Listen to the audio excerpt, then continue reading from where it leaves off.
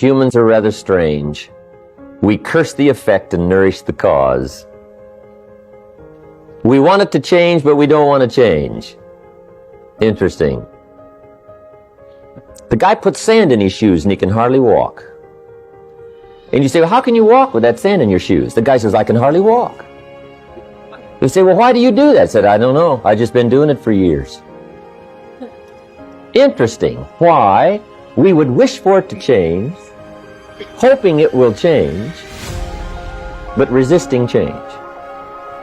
Now, once you understand that all of it starts with you, now you can start making some incredible progress. So for things to work well, first of all, it's got to work well with you. Part of my training in getting me turned around, headed in the right direction, was for me to understand that the biggest changes that was going to have to be made in my future were going to have to be made personal. I kept hoping the weather would change, and the government would change, and prices would change, and my neighbors would change, and the people would change, and my friends would change, and that the economy would change, and that the country's direction would change. I kept waiting for change all around. What changes your world is not wishing for change. What changes your world is changing. You've got to change. The guy says to me, well, this is happening to me, this is happening to me, this is happening to me. I do this, and then this happens, and then this goes wrong, and then this happens. How come all these things happen to me? I'm trying my best. I say, sir, I really don't know. The best experience I've got over the last 25 years especially is those kind of things always happen to people like you. What you've got to consider is, if you wish for it to change, you must consider that perhaps you should change. See, if this is happening to me, maybe it's because it's the person I am. Now, some things are accidents, I understand that. But some things are attracted.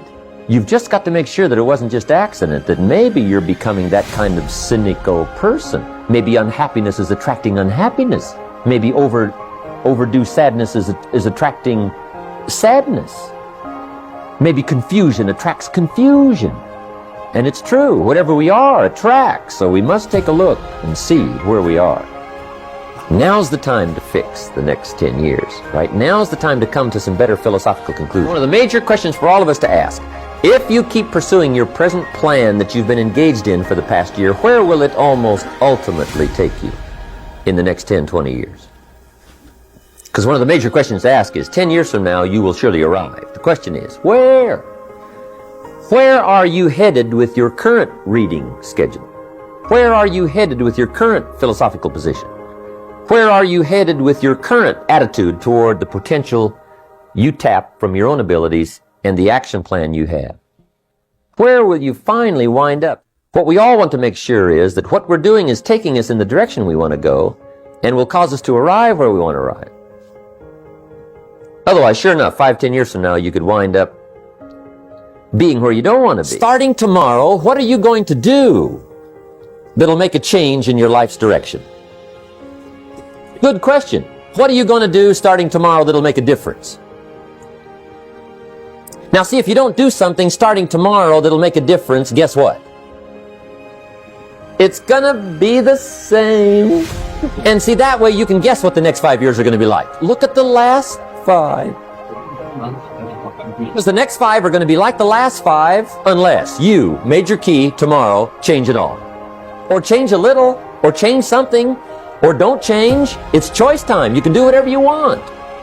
But it's nice to know any day you wish you can change your whole life. What can you do starting tomorrow that'll make a difference? Good question.